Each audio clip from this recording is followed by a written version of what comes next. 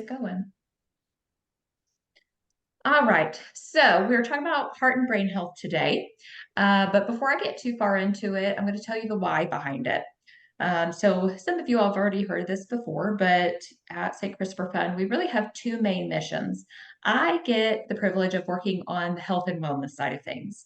My goal is to help prevent chronic illnesses and help manage them for those that have already been diagnosed long term.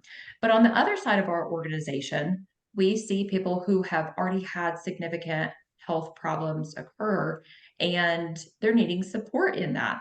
So the top 6 reasons why we see drivers out of work, it includes bone breaks and fractures. There's only so much we can do about that. But the other 5 of the top 6 reasons are stroke, heart attack, diabetes complications, so things like ulcers and amputations, cancer, and coronary artery disease, which is just a fancy term for clogged arteries, which I would describe as a heart attack waiting to happen. So out of all of those, we can prevent or delay almost all of them. We can prevent and delay most of the chronic conditions that cause strokes and heart attacks. We can prevent and delay a lot of the complications from diabetes, or at bare minimum, learn how to better manage the condition to prevent some of the more severe complications like amputations. We can prevent a lot of different types of cancer, and we can certainly prevent coronary artery disease, which, like I said, ends up leading to heart attacks. So that's why we're focusing on brain and heart health today. A lot of the recommendations that work well for our brain also works well for our heart and our cardiovascular system, and vice versa. So there's the good news. We're going to be covering a lot of things that help to support one system that really end up supporting both. So let's start with kind of a bit of a recap here. These are some daily habits that we want more of or that we want less of. And David, I know you're kind of starting a little bit later in the class, so we will have touched on these all by the time that we circle back to this class. But for a lot of you, hopefully is going to sound more like a review. So the things that we want more of, what comes to mind? Exercise. We want more exercise. Yep. And not even necessarily just exercise, but more movement in general. So structured exercise is great. Being intentional about that is great, but also making time to just get up and move and stretch and not be sedentary for long stretches of time. And I know that is easy to say and hard to do. But every little chance that we have, it adds up. What else comes to mind that helps to support our heart and our brain, things that we've talked about? Getting a good night's sleep, which you don't get in a semi. Mm-hmm. Yep. So best Gotta case get a better scenario, mattress. we're getting good quality sleep and also enough sleep, right? So not just sleeping really soundly when we are asleep, but making the time to try to get that 7, 8 hours of sleep whenever possible, even if it's broken up into 2 different sections.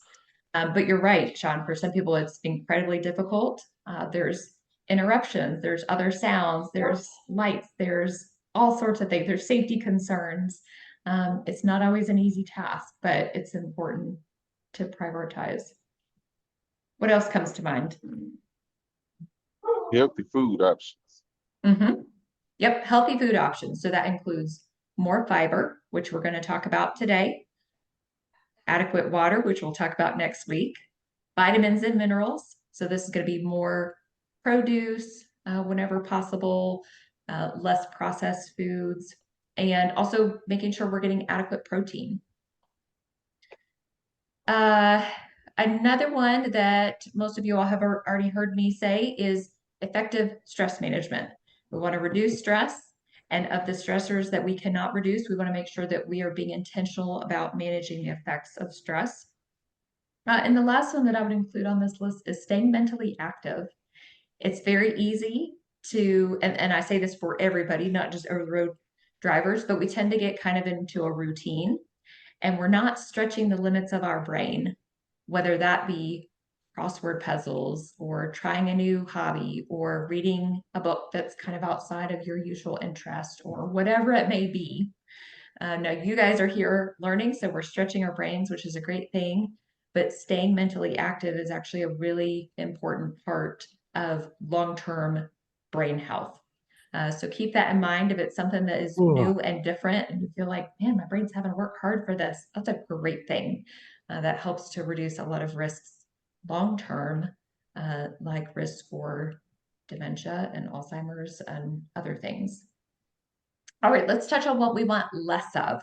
What are the things that we know are having a negative impact on heart and brain health? Trans Alcohol. fat. But wait a minute now. Y'all be running out. Why would that be the first one?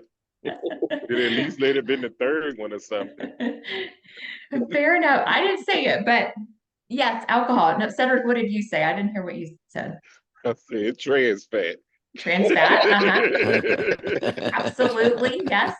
I would put trans fat number one. I absolutely would. And we're going to talk about that today. So I'm glad you said that. Alcohol is second on my list, to be fair. But there are My grandma just brought me a pint of Jack Daniels yesterday. I was like, I need a shot. So she brought me a pint. Oh my goodness. We're working on it. We're work in progress, aren't we? Oh, not on the alcohol. I said smoking. I ain't say nothing about drinking. That's all right. It's gotta be your goal, not mine, right? Right. I'm a drink in moderation. I'm gonna try to let the cigarettes go completely. Yeah, we're working on it. What other things would we put on our list of things that we want less of? Stress. Dum-dums driving next to us in the four-wheelers. Yes. Yep. Ideally, there would be less of those, but less stress in general, less people trying to off themselves in front of your semi truck. Yep. Ooh, I couldn't imagine. What else might we add to this list? You got long periods of sitting. Yeah, we want to be sedentary less. And that's, again, very hard to do. I don't know when they drive. Hard. Like, so for right now, I'm just sitting around, and if I'm bored, I'll start eating. Mm-hmm. It's not gonna be healthy.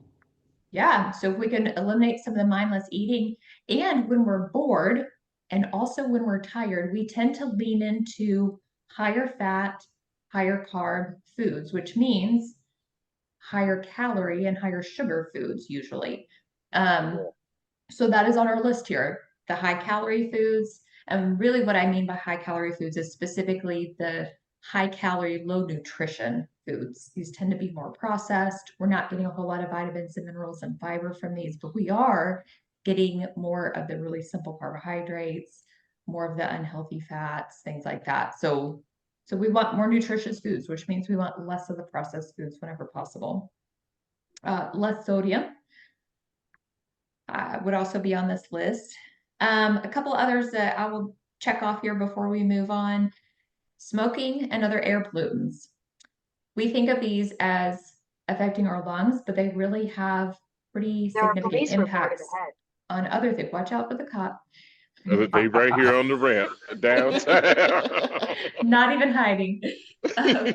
We gotta think of these in terms of it doesn't just affect our lungs, it's also affecting the brain, the heart, kidneys, liver, all of our major organs. So it's not just the lungs. And the other one that is usually thought of less than some of these other things, if it's ever even crossed your mind, is social isolation. Why might social isolation be an issue? Then you start stinking because you don't want to take a bath.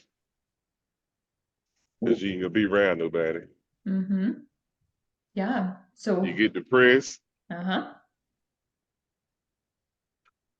Yeah. Then when you get home, you don't shut up. Because I get home and my friends, I just keep talking and like, don't you shut up? I'm like, I've been locked in a truck for 3 weeks. Like, Right, you gotta make nobody up to for talk to. you gotta make up for lost Yeah. time. And my friends give you don't ever shut up, do you? And I'm like, for 3 weeks I do.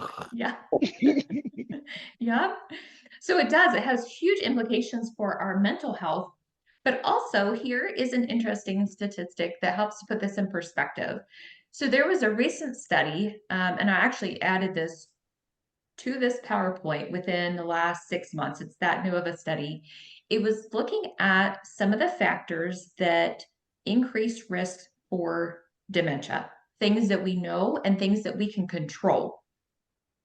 And it broke down different categories. And it basically said out of all of the cases of dementia that are diagnosed annually, this percentage is caused by this, and this percentage is caused by this. And it was really very eye-opening. So to put some things in perspective here, about 2% of cases of dementia are caused by physical inactivity. That's not a huge percentage, but when we start talking about how many people are actually diagnosed, it is pretty significant. Same thing with uncontrolled high blood pressure. About 2% of dementia cases are likely caused from high blood pressure. About 1% from diabetes, about 1% from obesity. About 5% comes from smoking, but 4%, which is pretty significant, 4% is just from social isolation. Wow. And there are probably very few professions, I would argue, that quite literally set you up for social isolation, quite like over-the-road trucking does, right? And so you guys have a unique challenge here. And part of why I like to do this education in groups. I could just send you a recorded video, but I think it makes a difference being able to interact with other drivers that have the same or similar challenges and, you know, let you guys joke around and let you guys meet other people and have that little bit of social interaction during the time that we have. And so anyways, keep that in mind. That was something that we would want less of. So let's That's build why I on go to these. the bar. That's why See you go how to the good bar. alcohol is for you. It's not the I'm gonna. alcohol. You can order soda water at the bar. It's true. It's true. Somehow I don't think you're ordering Shirley Temples at the bar, Never, right? ever. It's a waste of money. Oh my goodness. Well, so we'll reduce the risk of dementia from social isolation and just have a little bit of a risk from the alcohol. We'll take it. I'll take it, Cedric. I will. Hey, if I did both, then I'd be at 9%. No alcohol or drinking. I mean, no alcohol or no socialization. You got to pick one. Oh, The 4% good. sounds better. Right, right. We'll take it. We'll take it. All right, let's build on our list here, guys. Let's talk about some of the things that we can add in to help support both brain and heart health. I'm going to start with fiber, and then we're going to talk about different types of fats. And most of what we'll focus on here in class today is the fats that we want less of, but I'm also going to send you some information about the healthy types of fats that we want more of, just to give you some ideas outside of class. So let's talk about fiber and what it does. Fiber has benefits starting with just the process of chewing. When we are eating foods that are higher in fiber, it requires us to chew more, which slows down our eating process, which is actually a really good thing. It also slows down the digestion process. And I know when I say that, that doesn't necessarily sound like a good thing, but it really actually is. When we slow down the digestion process through consuming fiber, what actually happens is that it's also reducing the absorption of carbohydrates into your bloodstream as glucose. So what's likely to happen when we're having more fiber, instead of seeing this real quick glucose spike, kind of like a mountain, we see just this nice rolling hill. It goes up a little bit, it comes down a little bit, and we are able to stay within normal range. So that's the benefit of slowing down that digestion with fiber. Fiber also helps to lower blood cholesterol levels. And part of that is it slowing down that digestion process, but it also helps to eliminate excess cholesterol from our dietary intake. All of those things together help us to better manage body weight. So we're slowing down our eating habits. We're more likely to recognize when we actually feel full versus accidentally overeating and get to the point where we kind of feel stuffed. So we're better controlling calories, and all of that helps to better manage that body weight. All of those things together, if we look at it in the big picture, it's helping to reduce the risk for hypertension, which is high blood pressure, diabetes, cardiovascular disease, metabolic syndromes, which is essentially where your body is not able to efficiently use the calories that you're intaking. And also we can reduce the risk for a wide variety of different cancers as well. Everything from colorectal cancer, breast cancer, stomach cancer. There's a pretty wide assortment of different ones that we can reduce those risks pretty significantly. So there's two different types of fiber. We're going to talk a little bit about both, but they're really both important. And so as we're going through these lists, if you think, well, I'm not getting a ton of this one, or maybe not getting a ton of either one, I wouldn't worry too much about that. What our ultimate goal will be is to get a total adequate amount. So if sometimes it's more of one than the other, I wouldn't worry about that too much. If sometimes it's more of the other one, I wouldn't worry about that too much. The ultimate goal is just to get adequate total fiber. So the two different types, we've got soluble and insoluble. And I'll tell you how we remember these. Soluble kind of has a mnemonic sound to it. I remember it as soluble, like it's good for the soul. It's good for your heart health. So what happens with soluble fiber, this is fiber that can dissolve in water and it'll kind of gel up. So if you think of things like Metamucil, where you mix it up and if you let it sit long enough, it turns into this kind of thick gel that is awful to try to get down. That's why they tell you, drink it fast. This is the soluble fiber. So what this type of fiber does is it helps to reduce the amount of fat that we're absorbing from what we eat. And therefore, it's helping to reduce our blood cholesterol levels. It's also helping to stabilize blood sugar, just like we just talked about. So instead of seeing that quick mountain of a spike, we see more of a hill, which is a good thing. And it promotes satiety. So what this means is that fiber is very filling. If we think about drinking a glass of Metamucil, if you've ever had to do that, you know that you have that and it feels like you've just eaten a full meal just about. So it makes you feel full faster, which means we're less likely to overeat. But there's also a relatively new scope of health and wellness. Absolutely science, but it fits into health and wellness category, about bacteria in our GI system. And so you've probably heard of the term probiotics, right? And now if you were to go down the aisle that's got all the probiotics, you'll see all of these that advertise probiotics and prebiotics. And you're like, well, gosh, what do I need now, right? The prebiotics are literally, it's just fiber. It's just fiber is all it is. And the fiber feeds the good bacteria. And so it can be beneficial to get the probiotic that has the prebiotic because you're getting the good bacteria plus the food for the good bacteria. However, if you're already eating adequate fiber, it may not be necessary to get the probiotic with the prebiotic. So now, isn't the probiotic supposed to be? So you're saying probiotic is fiber? The prebiotic is fiber. Okay. The probiotics are supposed to be something for your stomach or something, right? Yep, and it's literally just good bacteria is all it is. No, okay. Yep, that's all it is. So what's really interesting, this new school of science that is getting a lot of attention is we've learned a lot in the last 10 years. I'll say that. What we have learned, and I won't get too far into this, but the good bacteria that is in our GI system ends up affecting just about every other part of our body. It affects the immune system. It affects how we digest food and nutrients out of our food. It affects mental health. It affects brain health. It's got this trickle down effect into just about every other part of our body. So all of that to say it's important, but it starts with eating more fiber. When we eat more fiber, then you've got food for the good bacteria.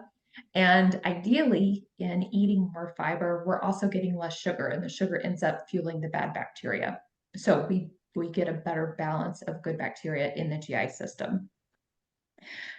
So let me give you some examples of soluble fiber. This can be things like oats and whole wheat. Psyllium husk is oftentimes used as a soluble fiber supplement, and you can buy this on Amazon or at any kind of a grocery store. Sometimes people just like mix it with their oatmeal, but it's also in a lot of fiber supplements. Any kind of root vegetables, so things like carrots and potatoes, sweet potatoes. It's in beans and lentils, and also any of your leafy green vegetables. So it's a pretty wide assortment of foods. However, if you're hearing that list and you're like, I don't eat many of those very often, we're going to have to work on that because these are significant sources of fiber. They're things that we want to be eating on a regular basis. And if we are not eating any of these regularly, then we're probably not getting enough fiber either. So let's talk about the other type of fiber, and this is insoluble fiber. So this is fiber that does not dissolve in water. This is like the cellulose generally in plants. It's like the plant roughage, if you will. And so this one has some heart health benefits, but its predominant function is just to better regulate your GI system and your bowel movements. So essentially what happens here is as this plant roughage is going through your intestines, you can almost imagine it like little scrubbies on the inside wall of your intestines. And so it's helping to clean out the intestines, which is a good thing. It keeps all that waste moving efficiently. It also helps to slow down the absorption of carbohydrates. So we get less of a glucose spike when we're eating insoluble fiber as well. But ultimately what this fiber does is it helps to reduce a lot of your gastrointestinal diseases and disorders. So things like diverticulitis and diverticulosis, reduces the risk for colorectal cancer, reduces the risk for IBS and a wide number of other things. So it's more so focused on your gut health.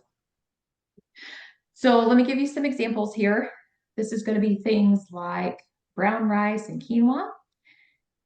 Any of your fruits and vegetables that have a skin on it. So this is like the roughage of the plant. So the skin of an apple or the skin of a potato.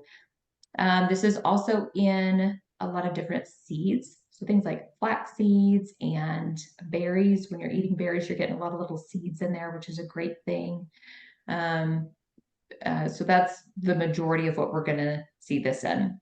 Now, there's a lot of foods. Now, I've taken some of these foods and I've split them up and I've said these are mostly soluble and these are mostly insoluble. But pretty much all of your grains, fruits, vegetables, legumes, seeds, they're going to have a bit of both. Most of them will have a little more of one versus the other, but they really have a bit of both. And so, so that's why I say it's not so much about let's make sure that we get this much soluble and this much insoluble. We just eat a good variety of these foods and that should cover it. And if it's a little bit more of one sometimes, a little bit more of the other sometimes, that's not going to hurt a thing. So really the more important part here is making sure that we have a number in mind so that we know what are we aiming for? What is the goal here with fiber? Let's talk about that. So I'll just cover the numbers here for men, since we've got a group of men. I would assume that most of you all are over the age of 19, right? So it's Safe to Yes. assume. I'm messing with you guys. So 19 to 50, you all need 38 grams of fiber. And if you're 51 or over, it drops to 30 grams. So when we think about some of the foods that have fiber, just for a quick second here, if we are talking about, let's say, a cup of strawberries, that's going to have about 5 grams of fiber. If we look at, let's say, I don't know, a medium-sized cucumber, that's probably 3 or 4 grams of fiber. So we're going to be getting a few here and a few there coming from produce. We're going to be getting a few grams from a source of whole grain, so like a piece of whole grain bread. Same thing with like a brown rice. So if we are eating a variety of these foods, if we are making an effort to get them in regularly throughout the day, then it can add up pretty quickly. But we have to be intentional about it. And that's what makes it difficult for you all, is that sometimes these foods are hard to carry with us on the road, right? It's hard to have a fridge full of fresh fruits and vegetables because it takes up a lot of space. Right. So just know that that challenge is not lost on me. The good news is that we have plenty of different supplements that can help us increase fiber intake. And it also can be dried goods like trail mix. If you think of nuts and seeds and dried fruit kind of mixes, if it's got a little chocolate in there, fine, let it be. Those are great sources of fiber. Things like chia seeds. You guys remember the Chia Pets from the 90s? Yep. Mhm. So it's this little seed, and you put it on whatever kind of shape you're growing, and you water it, and it grows. And then you've got this little plant shape, whatever it is, growing here, and they've got all sorts of different ones.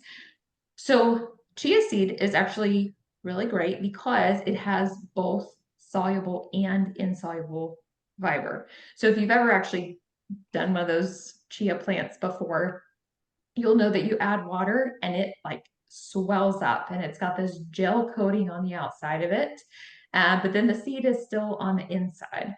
And so that gel coating on the outside is going to be your soluble fiber, which is your heart healthy fiber, which is a good thing. And then the inside, you've got that plant roughage that's coming from the seed that is your insoluble fiber. So it's kind of the best of both worlds. So even if it's something like that we're throwing into a smoothie or into oatmeal or something along those lines, we can kind of sneak some of these things in.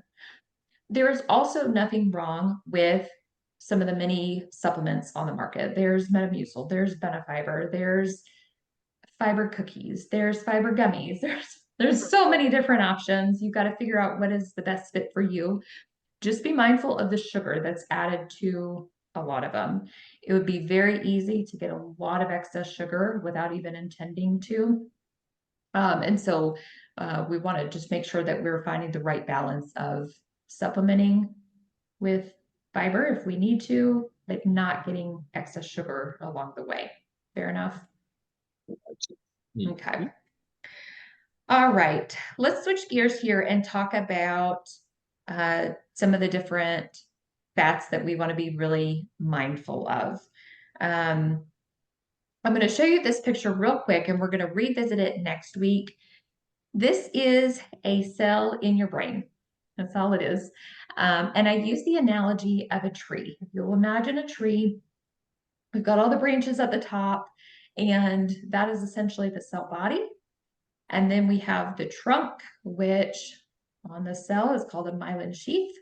And then we have the roots, which is the axon terminal. And so in your brain, there are literally billions of these that are connected one to the next to the next, and they are spreading information at lightning speeds. And so next week, when we talk about hydration, that's going to come into play here. But I also wanted you to just have this visual so that when we talk about supporting brain health, you know where exactly this is going. So that myelin sheath is like a fatty tissue that covers the like the trunk of the tree. It's serving as an insulation. So when we think of an electrical wire, right, and that electricity is traveling very quickly through the wire, it's got to have that insulation on the outside of it, one, so you don't get zapped. But what happens if there is damage to that outside piece and the wire is exposed, aside from getting zapped. Doesn't work right. It doesn't work right, right? It shorts out. The same thing happens within your brain. I hate to say that, but it is. It's what happens. So that insulation that's on the outside is this myelin sheath, and it's just a fatty tissue. So we need two things to keep this myelin sheath in the best possible structure that it can be. One is healthy fats, and two is fluid. We need both. And so if we are constantly living on, and not to hate on steaks, everybody loves a good steak, but if we are living on steaks and that's our main fat source, it is not supporting this brain cell. If we are chronically dehydrated, it is not supporting this brain cell. So we're going to revisit this next week, but I want you to go ahead and have this image in your mind as we're talking about supporting brain health. This is specifically where it goes and why it's important. So let's talk about the fats that we want to reduce or avoid. And then, like I said, I'm going to send you information about our healthy fats. And those are the ones that we want more of. So we're going to do, hopefully, it'll be a little bit of a seesaw effect here. If we get less of these that we're about to talk about, we get more of the healthy ones. And therefore, we are building that myelin sheath around our brain cells, that insulation, and keeping that strong long-term for better brain health. So if you all will remember way back to when we talked about nutrition labels for the first time, I described all the different types of fats as the good, the bad, and the ugly. Which were the bad and the ugly? Trans fat. Trans fat, trans fat is the ugly one. Unsaturated, I think. Almost. Probably saturated. Saturated, you got it. I know those two get mixed up easily. So trans fat is the ugly one. And we'll talk about why here in a minute. Saturated fat is the one that is bad, but we don't have to eliminate entirely. So let's start with that one. The last one we'll talk about today is cholesterol, and I won't get too far into it, but we'll talk about it briefly. So saturated fat is generally going to be fat that is animal-based, meaning this is the fat that comes from steaks and dairy products and things like that. But there are some exceptions to that rule. The other rule of thumb that I would give you, aside from they're usually animal-based, is that if it's solid at room temperature. So this comes up with coconut oil. Coconut oil kind of went through a bit of a fad recently where people got on a kick with it and they were cooking stuff in it and they were swishing it in their mouth and they were doing all sorts of things with coconut oil. I hate to tell you though, it's full of saturated fat, which means it's not really actually supporting heart health or any of the other things that they claimed it was supporting. So what happens when we are eating excess saturated fat is that it starts to build up in our arteries, and it can also cause our blood cholesterol level to start increasing, and it starts to increase our LDL, which is our bad cholesterol, the one that usually doctors are keeping an eye on the most out of all of them. All of these things in combination end up increasing our risk for heart disease and stroke. These are the big, bad, scary ones that we really can make a big difference just with some minor dietary changes. So if I were to put some numbers to this to give you an idea of when I say in moderation, what does that mean, right? If we're looking at a 2,000 calorie diet, we want no more than 10% of our total fat to be coming from saturated fat. So that means no more than 22 grams of saturated fat. So let me give you some more numbers to help put that in perspective. An 8-ounce steak has got 14 grams of saturated fat. So 14 out of 22 for the total day. That's a lot, right? Yeah. Make it sound like that. Yeah, right? Yeah, when we put it in those terms, it adds up quickly. A tablespoon of butter. So if you imagine a stick of butter and it's got the lines on the package to break it up into 8 chunks, one of those chunks is a tablespoon. And that 1 tablespoon is 7 grams. So Wow. potentially we could have 3 tablespoons of butter. It would be easy to do depending on what you're making. If you're making like a really good roux sauce, yep, could absolutely end up with 3 tablespoons of butter. Are you talking about like what are you cooking, not just eating a tablespoon of butter? Right. Yeah, no, I wouldn't expect most people are eating just straight butter, but it can be snuck in depending on what you're eating, right? It can be in the Some people, things that we are cooking. It can be in sauces and baked goods and all sorts of things.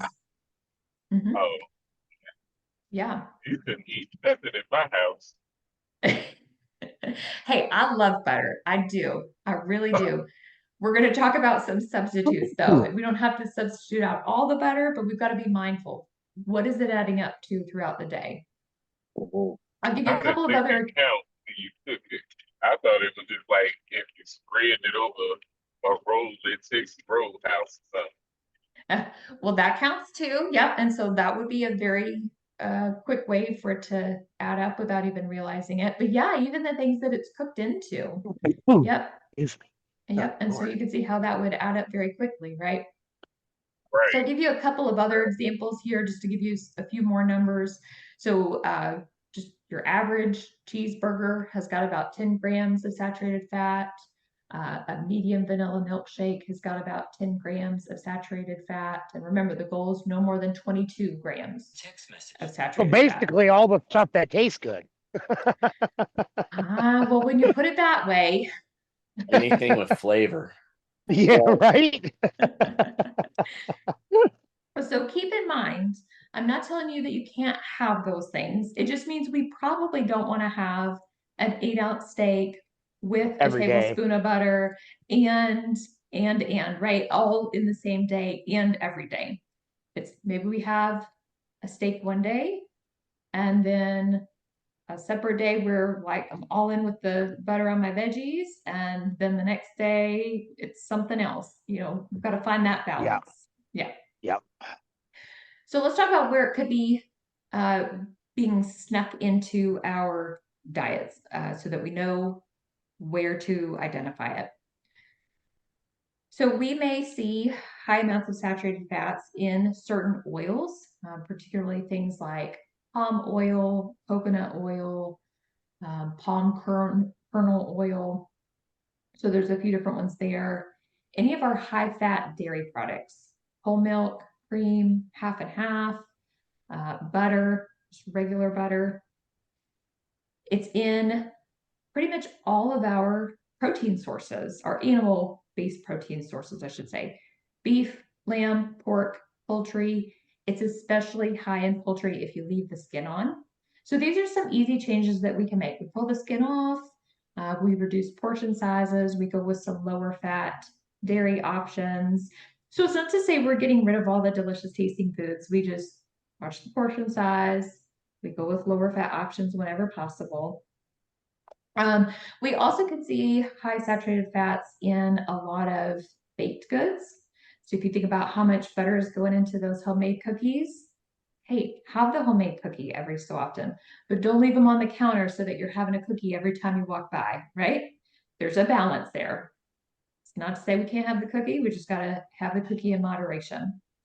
Ice cream is another example where we can sneak in a lot of saturated fat really quickly because it's a higher fat dairy product. So again, all of this to say, the goal is not to eliminate all of these. It's not to get them completely out of your diet. The goal is to identify sources in your day-to-day intake and see if we can reduce them. See if we can go with some lower fat options, make sure that we're watching portion sizes on these. And sometimes it's kind of surprising where they're coming in at. And I'll tell myself here for a second. There are these Little Godiva chocolates at Costco. My husband is usually the one in our house that goes to Costco. Bless him, he comes home with the most random assortment of stuff every time. I never know what he's going to bring home. Love him to death, but you just never know. So he got into this cycle for a little while of he would come home with these bags of Godiva chocolates, and they're delicious. I'm not gonna lie, they're amazing. They're also crazy high in saturated fats. And I had to tell him, like, maybe we should slow down on buying these because if they're sitting in the pantry or on the counter, it creates the temptation. We're more likely to snack on them. And that's not helping anybody. And he's on cholesterol medication, so he's especially got to watch it. So anyway, so Right. it's just little things like this that we may sneak in on ourselves without even realizing it. And that's where we've all, myself included, we've all got room to make big improvements. What do All you right. feel about binging? So like if you go on a binge away from saturated fats, then you go on a binge with saturated fats. I think that's healthier, more of the healthy side of unhealthy. What do you mean, like to avoid them Like, entirely, or? yeah. So Avoid it for a few days. well, I was gonna say like a month. Say I don't eat saturated fats for like a month, and then I always have a week where I'm like, I gotta stick to you. So now I'm gonna definitely dive into Mhm. So, I mean, our it. body is capable of processing a certain amount. And so if it's a little bit over some days, that's not so much a concern. Um, I wouldn't consider it necessarily dangerous. We run into more so issues with that with simple sugars. Like if we go a longer period of time without them, and then all of a sudden we have a lot all at once, our pancreas is not prepared to digest that and to process that. That's end up being digested a little bit differently. And so it's not one single organ that's having to work really, really hard to try to process it.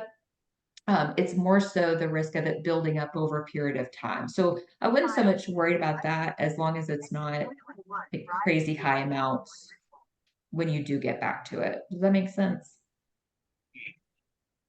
Yeah. Now, like just eat them all the time instead of Yeah, it's more so the risk if we're getting a little bit extra continuously over a long period of time. So that little bit adds up and adds up and adds up, and that's what makes the long-term difference versus if it's just a day that's way out of sorts, I wouldn't worry so much about that, just so long as it's not a regular thing. Yeah. All right, let's talk about trans fats here. Trans fats are the ones that we want to be getting zero of. Zero. Trans fats, they also can be called trans fatty acids, or we also may see them called partially hydrogenated oils.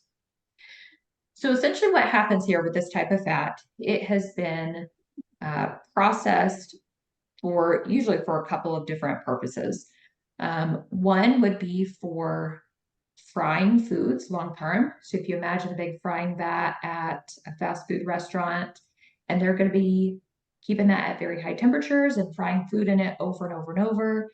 And if that oil is not breaking down in that vat at whatever crazy high temperature they've got it at, it is also not breaking down in your body.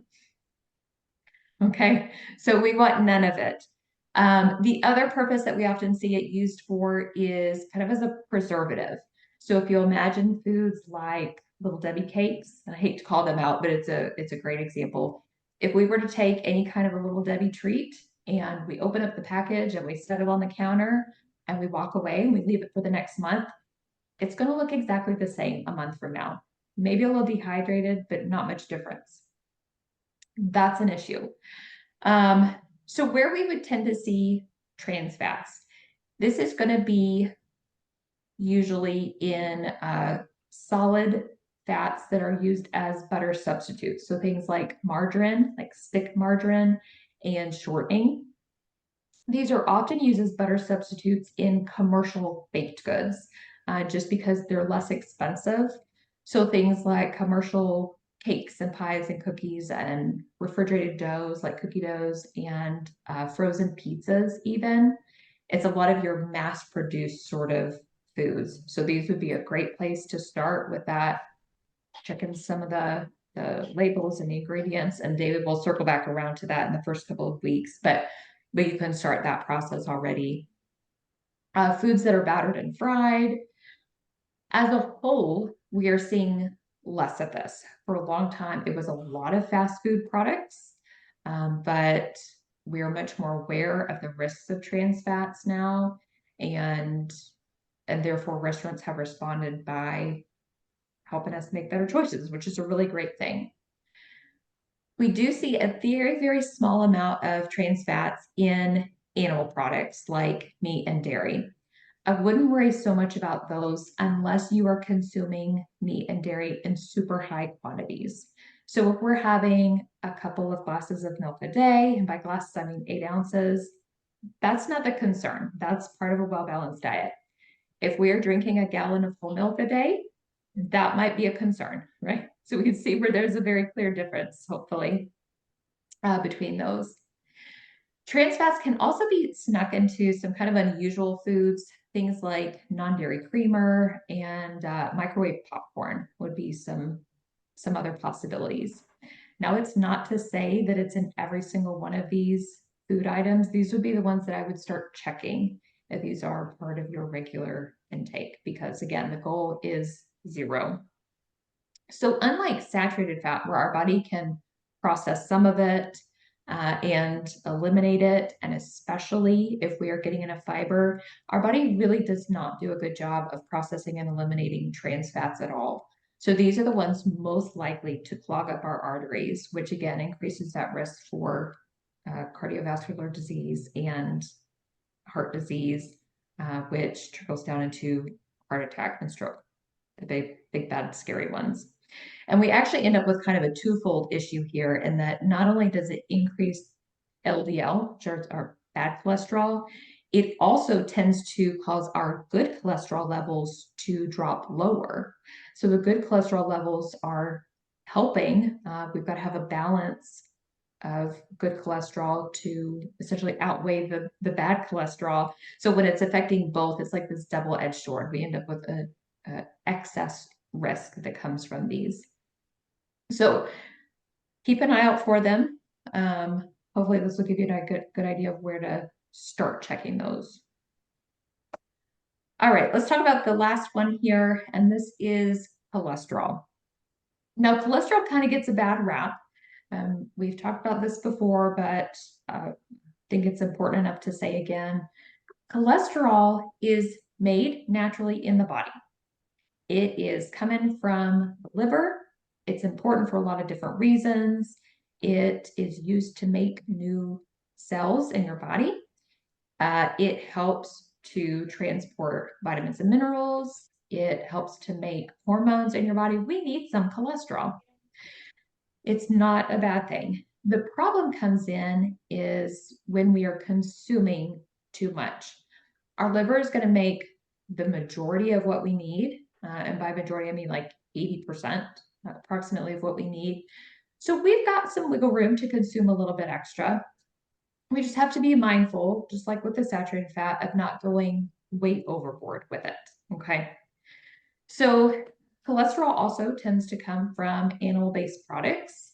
So these are going to be things like your animal proteins, but cholesterol especially tends to come from your really processed animal proteins. So things like bacon and sausage and hot dogs and like pepperoni, and that's like big, really processed meats.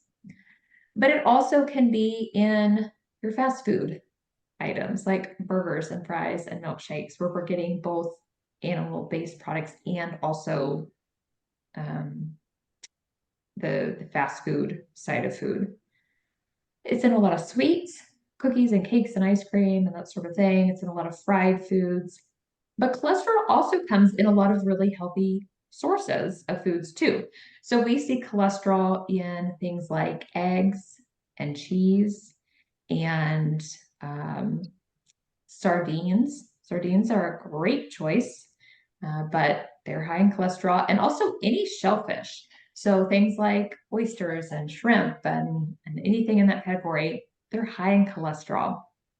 So the way that I describe cholesterol, many times people think that the cholesterol that we eat throughout the day ends up causing high cholesterol, and that's not necessarily the case.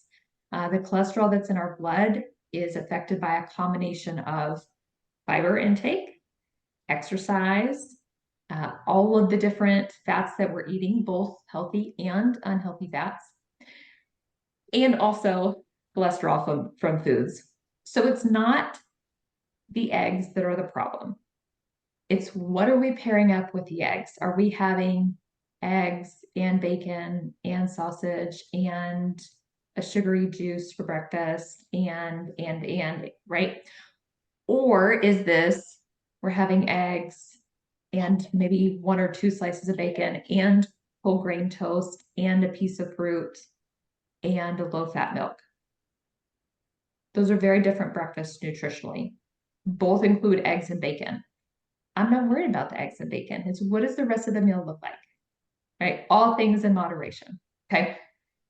So if we are consuming excess amounts of cholesterol, same thing that we've talked about with excess saturated fat and trans fat, we see higher cholesterol levels, which leads to cardiovascular disease, higher risk for stroke. But also we see higher risk for things like diabetes and high blood pressure and an assortment of other things. So real quick here, I know we're right at the end of class time, so if you need to hop off, totally understand. I want to cover a few quick, easy swaps, because many times when we start talking about the food side of things, people go, oh my gosh, what am I going to eat? Right? Because I've told you all these things not to eat. What do we have instead? So hopefully this is reassuring to see that some of this is just very minor changes in the big picture. We don't have to get rid of huge amounts of foods. It's just making some adjustments. So when it comes to oils, things that we are cooking in or things that we are cooking into things, rather than leaning heavily on things like butter and lard and shortening and coconut oil, we can lean more so into things like olive oil, canola oil, avocado oil is a great one, and it does well at high temperatures too. If you are trying to like pan fry something, it works great for that. Vegetable oil. And I also like to point out this difference. So I mentioned to you that margarine sticks are bad because of the trans fat. The CDC's diabetes prevention program, they use a term that they call tub margarine, which is very different from stick margarine. Tub margarine is all these butter alternatives that are usually plant-based.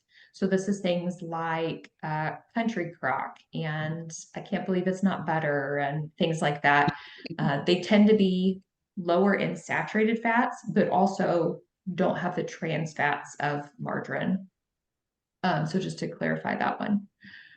When it comes to treats, I absolutely want you to have a treat every so often. I want you to enjoy it thoroughly without guilt. And so this can be things like going with low fat or light options.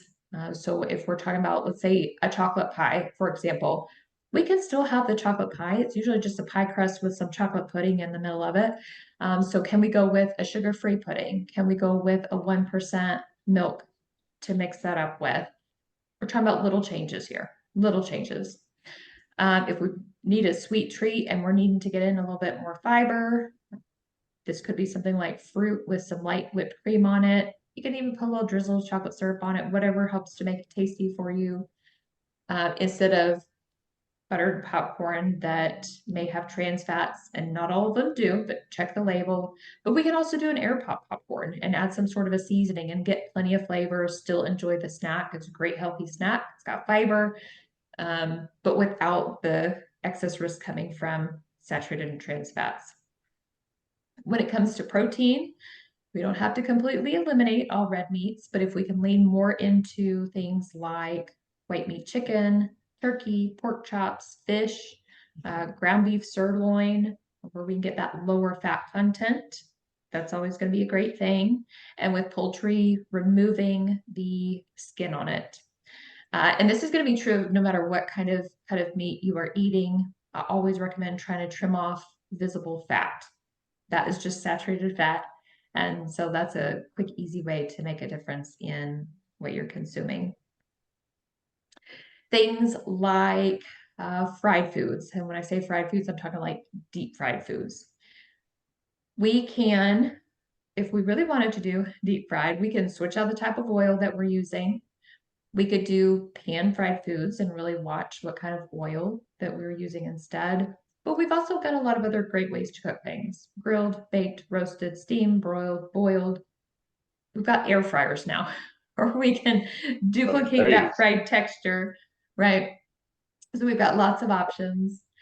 When it comes to deli meat, steering away from some of those ultra processed ones like bologna and pepperoni, leaning more so into things like deli ham and turkey and chicken breasts and extra lean roast beef, where we're just getting lower fat content is really the biggest thing that's happening here. Last one, with dairy, the gist of it is we want to go with lower fat or fat-free options whenever possible. It doesn't have to go from one extreme to the other. So if you are somebody who's been drinking whole milk your entire life, it doesn't mean that all of a sudden we are drinking skim. It could just mean going to 2% and just see how it goes. I know even sometimes that is a big change. And so we're not asking to make a huge jump overnight. But sometimes those little changes can make all the difference long term. And especially when it's long-term consistent little changes. Same thing with any of our other dairy products, cheese, cottage cheese, sour cream, cream cheese, whipped cream. If we can go with low fat or fat-free versions, that can make a huge difference in our saturated fat intake as well. All right. They got low fat Kobe. That's a great question. Honestly, don't know, because that's a pretty high fat cheese. Let's find I was out. like, I ain't never seen that with low fat. Let's find out. So I'll tell you, I was looking at Colby Jack yesterday because it's one of my favorites. I will tell you that it's one of my favorites. For somebody that is eating 2,000 calories a day, if you'll imagine a block of Colby Jack cheese, half of that is 100% of your saturated fat for the entire day. That's all it takes. That's a lot, right? So a 1 ounce slice, which is about a cheese stick, that's 25% of your saturated fat intake for the day. I love Colby Jack. For me, that's totally worth it. So it depends on what the rest of the day looks like. I mean, I'll tell you, I love Colby Jack cheese. I love cheese. But I have to pay attention to what the rest of my day looks like, because Right. if I have just had that with my lunch or whatever, if I'm doing grilled cheese sandwiches, then hey, I'm not putting real butter on that because that's too much saturated fat in one meal. And that's just the fact of it. We can't do that. So let's answer this question. Is there a low fat Colby Jack cheese?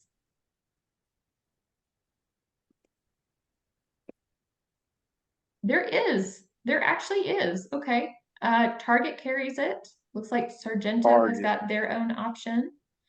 Who? Sergio? Sargento. No, Sergio. Yeah. His cousin Sergio. His cousin. I've seen Sergio somewhere. I think. Funny. Yeah, so anyway, so there are options. I cannot tell you if they are good or not, honestly. Me neither, because I've never seen it. Yeah, I don't discriminate much when it comes to cheese, but Me neither, but I especially can't to tell you my from macaroni. experience. Yeah. So that would be, so if we're talking about macaroni and cheese, where we're putting like multiple types of real cheese in there, and there's probably some sort of another dairy as we're cooking it down, the whole thing, that would be a great opportunity to, we enjoyed the macaroni and cheese, right? That's not the issue. But we could absolutely swap out some of these for lower fat versions. And it's not going to make a bit of a difference when it comes to taste. It's not going to change the thickness of it. We're really going to see very minimal impact on the overall recipe, but we can make a huge difference with the nutrition of it and still enjoy macaroni and cheese. I'm gonna try to make a low fat one for my mama, because she eats like half of a pan that's about this big Mm-hmm. when I make it, and I'm like, girl, you gonna run your sugar through the roof. Oh, a woman after my own heart. All this starch and cheese.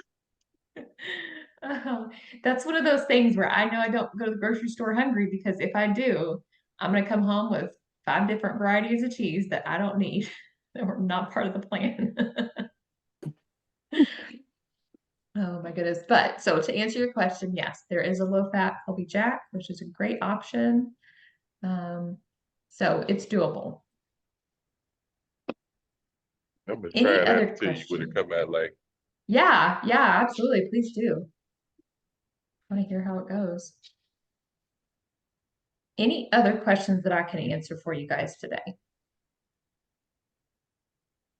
Nope. I had a question about the blood pressure. You said something. I forgot what it was. I ain't want to interrupt you because you was going good, but it was something about the blood pressure. Let me see. Probably talking Right. about how uh, too much cholesterol can affect blood pressure. Is that it? Mhm. Oh, I know what I wanted to know. With blood pressure, as far, do you think hereditary is a thing? Like when I be hearing the doctors, it's like, well, do this runs in your family, blah blah blah. Do you think that's really a thing? To Yeah. some degree, yes. There absolutely is a genetic component. Um, but I would also encourage you to think about some of the many habits that affect blood pressure that get passed down from one generation to another. So it's not to say that it's not genetic because it absolutely can be. You could be doing everything right and still end up with high blood pressure.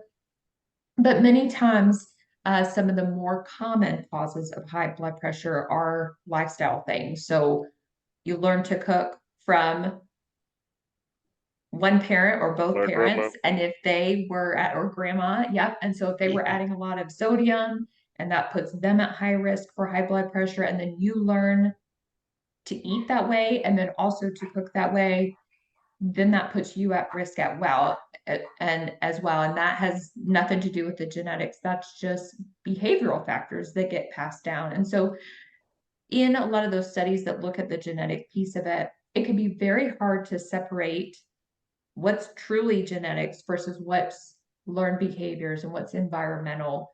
But all of that to say, yes, absolutely, genetics can play a role in that. And the same is true with cholesterol, where there can be a genetic component, but there also can be learned habits of just our food choices and activity and things like that that play into it as well.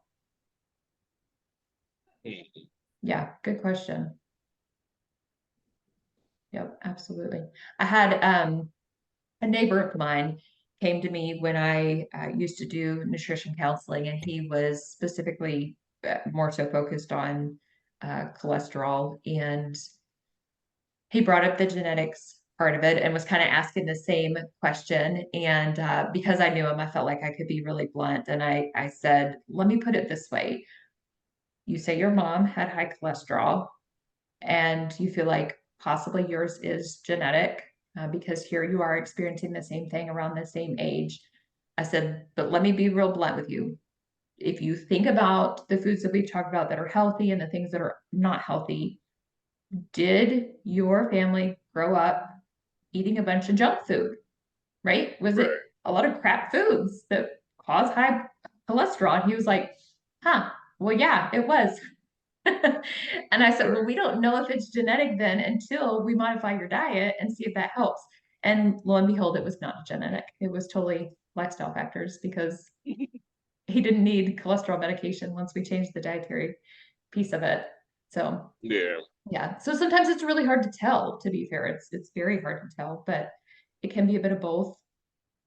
Yeah. I felt like it was contradictory. I do know as far as in my family, that blood pressure thing is a bloodline thing, and it's definitely not from the same style of cooking. Because some of these cousins' houses I've been over, they don't put no seasoning on nothing. I'm like, Jesus, can you get you some Mrs. Dash? I gotta watch my blood pressure. Don't they give you a pill? Like, girl, ain't nothing you can do. If your blood pressure high, you don't put no seasoning in your food. So I know it ain't from that. Yeah. Just get some Miss Dash, please. Yeah, no, gosh, there's so many seasonings out there that don't have sodium, and there's even ones that are potassium based that Mhm. kind of mimics the flavor of sodium, but without adding in sodium. So yeah, there's definitely still options, but yeah, so it tells me that there absolutely could be a genetic component there. Yep, my mama, she cooked like that too.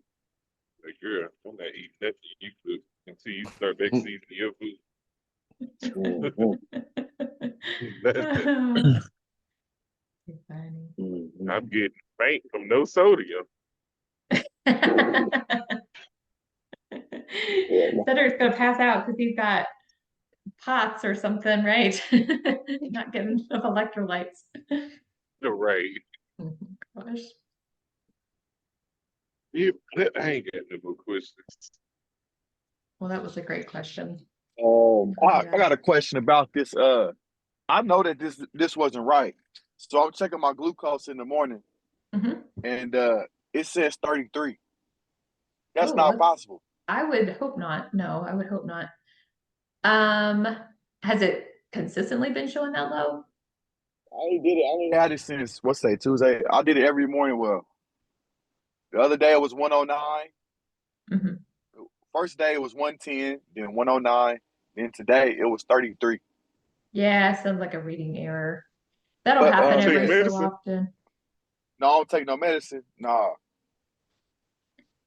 Yeah, You'll you'd be feel funny feeling, if your sugar was yeah. 33. Yeah, I was gonna say, Yeah, you'd That's you be what be I'm feeling, passing saying. out. That's what I was saying. And I wasn't feeling funny. I was feeling normal.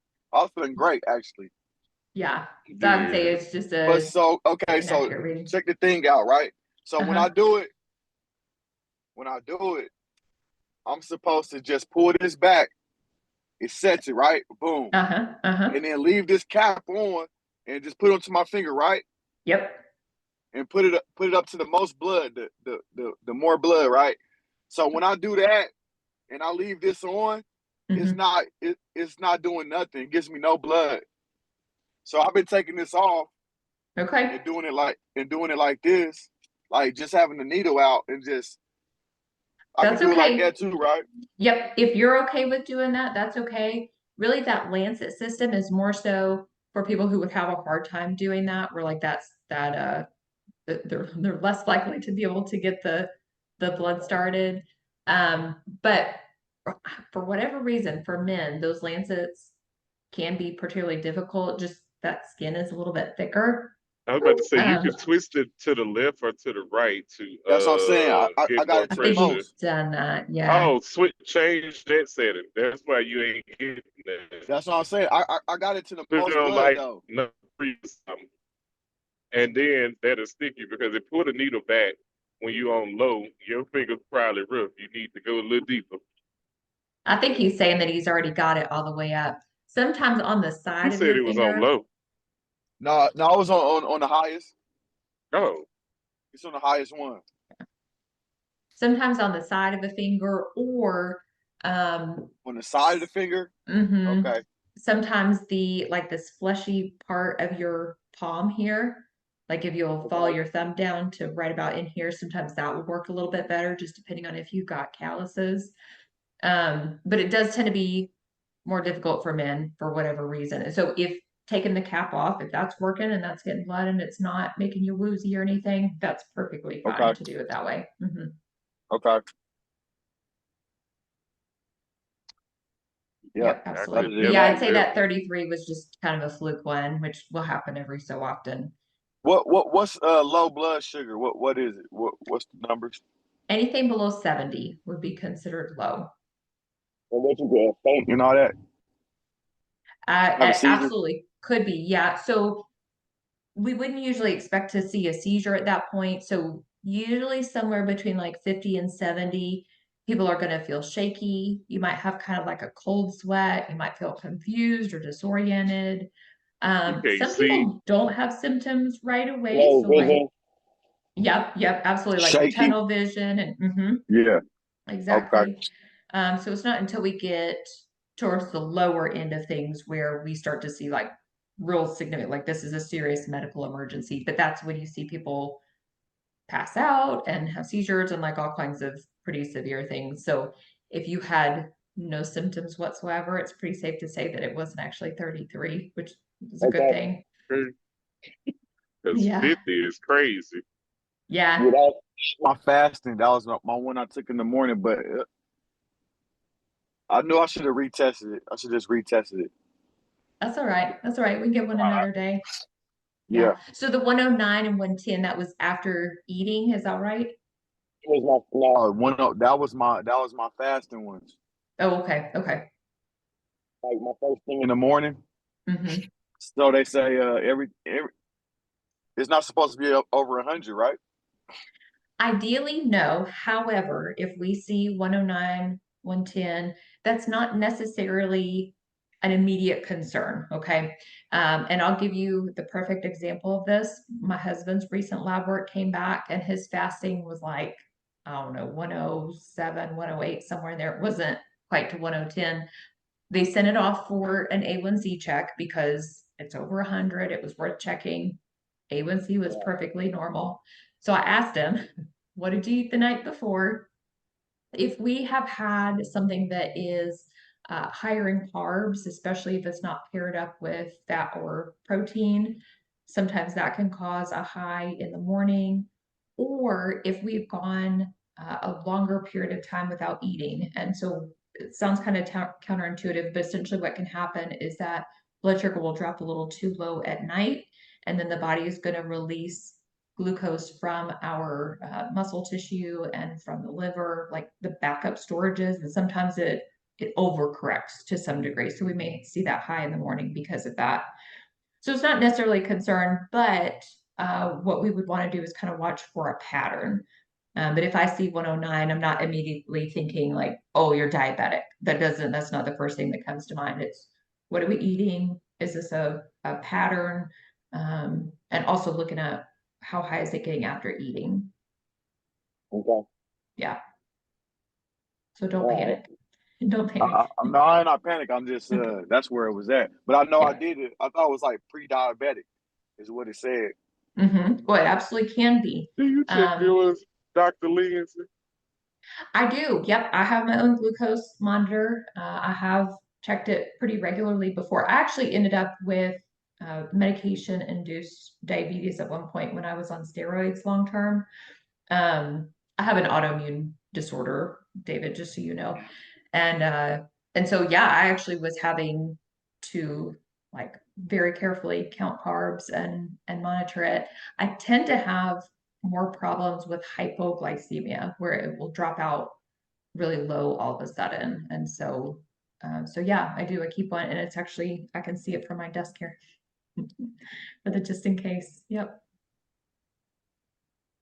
Everybody I've talked to in the morning, they were saying higher and drop throughout the day.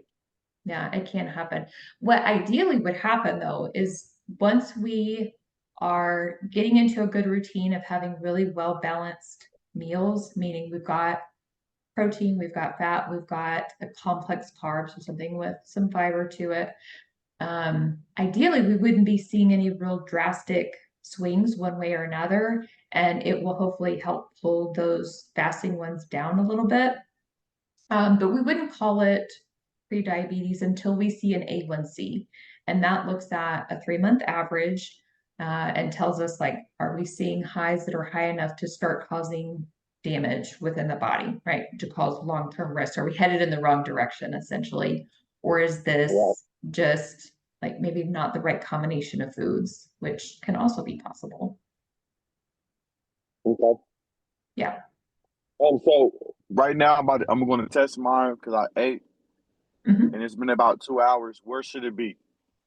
Yeah. So ideally, we would probably see it in like the 120 to like 150 range. It depends on what you've eaten, to be fair. What was your last meal? salad. Santa Fe salad with a little bit of chicken, a little bit of cheese, and corn Uh-huh.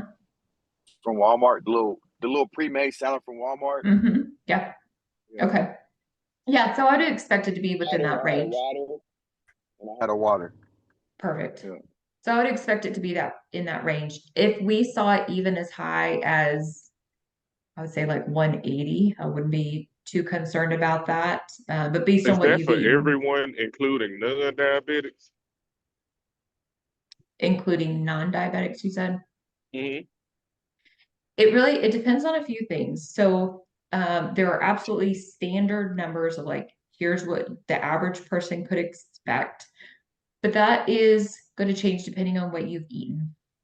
And so if he just came out with, well, I had a whole bunch of tortilla chips and queso for lunch or something like that, I'd be saying, well, we're probably going to be seeing closer to 200, right? There are Yeah. definitely foods that even the healthiest of people can eat, and we would expect it to be outside of normal range. Yeah. So that's part of what it's based on. But also, it can change depending on if you are diabetic or pre-diabetic. Those normal ranges shift a little bit. And of course, we still always want to try to get it closer to normal range. But I was depending on just how high curious because that I ain't never know. I A1C, used to think mine was high because after I eat, my sugar grew up to 149. yeah, no, I wouldn't be too concerned about So you that. just And taught again, me depending on something what you new. eat. so that's good. 149 is right where you need to be, right? Yeah. Uh, That's what yours was, 149. No. I'm about to test it right now. But what? And then, do you have any like a guideline or like what I'm looking for? The word I'm looking for these resistance straps that you gave me? Do you got any workouts for them? She I do, sure do. thanks to me. Yep. And I left mine Yep. at the house. Did you? Yeah. Okay, just send it to me then. Yep, I absolutely will. I've got a couple different worksheets where you can get in a full body workout, and I've also got a couple of videos if you want Okay. just an overall, Yep. like how do we hook them up? How do we use them? How do we get started? okay. Yep, absolutely. Absolutely. But yeah, so Okay. to go back to your question, Cedric, there are absolutely some accepted guidelines, and if you were to go in and get lab work done, your doctor's going to go by those labs. But there are also plenty of times where I've seen people that were severely diabetic, they're on insulin, they're managing it, and also making dietary and lifestyle changes. And sometimes the doctor will let them get away with just a little bit higher levels with the plan that we're going to continue with the changes that we're making to gradually get it back down, right? So there are exceptions to every rule, is what I would say. Yeah. I need to get my A1C checked. I ain't had it checked in a minute. I didn't know you could go to Walmart if anybody wanted to see what their A1C was. You go to Walmart to the pharmacy and they check your A1C there for like $20-something now. Yeah. Wait, hold on, my bad. I was doing this. You can go to Walmart and do it to the pharmacy. Yep. It takes like 15 or 20 minutes, I think. And they'll give you your A1C count there. Uh-huh. Believe it or And not, go ahead. Sorry. no, go ahead. Go ahead. Is it off my insurance or what? What do I need? No, I don't know. I just pay. Just But pay them. yeah, because it costs more at the doctor's office. So Yeah. I think you just pay the cash. I don't know if they take insurance for that because it's only like $20-something. But they might. You can ask them. Okay. So believe it or not, the A1C kits have recently become available as over-the-counter kits that you can buy just like a glucose meter. Right. And they've got Uh-huh. ones where you can get But like they don't have them everywhere. no, they don't. But a lot of the like I'm thinking like CVS and Walgreens, a lot of the big places, or Amazon, they also carry them. It works just like the glucometer where you're just doing a finger prick and collecting the blood. The only challenge with them, the only thing I don't like about them is that the test strips that you get are calibrated only to that machine. So once you run out of those test strips, which it usually comes with like 1, 2, 3, maybe 4, depending on what you're buying. So you don't get a whole set of them, a whole bunch of them. But once you're out of strips, then you toss that whole kit and you're starting from scratch. But you can absolutely buy them without having to go into the doctor's office. And for some people, it's They worth had them it. at Walmart too, because that's what they used the kit to do the A1C test for me when I went there last Mhm. time, and then I saw the little kit over there as well Oh, good. for sale. So they had them at that particular Walmart, but they don't have them at all of them. Not all of them. Okay. Okay. That's good to know. Honestly, they just have very recently come on the market within the last few years or so. Yeah, And so I'm and glad that it's they pretty have them. accurate too. Mm-hmm. Yeah, absolutely. Absolutely. Did you get your glucose? Yeah, it says 107. Great. That's a great That's number. good. Okay. Yeah, that's Oh, very okay. good. Mm-hmm. That is awesome. Yep. So what that tells me is that you had a well-rounded meal.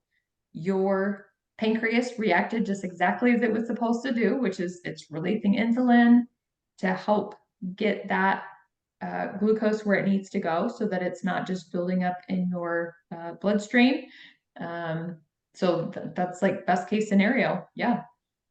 Okay, bet. And then so next time before I eat, I need to check it before and then 2 hours after. So you don't necessarily have to check it right before. If you'll just occasionally get one of those fasting ones, I think that can be helpful to see what's happening there first thing in the morning. But the ones that are after meals, if you'll aim for approximately that like 1 to 2 hour mark, it just helps us to understand how your body is reacting differently to different foods. So we know what it looks like now with that Santa Fe salad, and looks like it's a great choice. But also we want to know what happens if it's a piece of birthday cake. What happens if it's, whatever other things you So might eat be. unhealthy. Macaroni You from want Popeyes. my next meal, you want me to be unhealthy, right? No, just the next time you have a treat, we want to know exactly what that Have blood a sugar is real doing. meal. Eating Cedric, what are you regular dinner. eating? Okay. Cedric's driving down the road eating mac and cheese or whatever. See, you need Okay. to figure out what happened when you eat some macaroni. Right. Oh Okay. my goodness. But I'm yeah, on no, it. it helps to I'm know motivated right now. how your body is reacting to certain foods. And you'll find the pattern. There's some things that are going to be very obvious, like, hey, this was a great source of protein and fiber, and like we would expect that to be within normal range. But what happens if there's a piece of cornbread in there, right, that does not have any significant fiber and is not a complex carb? What happens then? Because I wouldn't call cornbread an unhealthy choice, but also it may affect your blood sugar in a different way. So it's good to know those things. Okay. Yeah. Cool beans, cool beans. Mm-hmm. Yeah. All right, guys. Any other questions you can think of? Nope. No, not right now. All right. Good deal. Well, you guys are good to go then. Next week, we're talking about hydration. So we will switch gears a little bit. But when I send out the recap, I'm going to send out the information that I was talking about the healthy fats. So what are the things that we can substitute in? And David, I'll also send you the information for the resistance bands to get you started on those. Okay. All right. Thank you, guys. Yeah, Nice meeting everybody. absolutely. Yep. Stay safe. Likewise. Be safe out there, guys. I'll see you next week. All All right. right. then. Bye bye. Bye.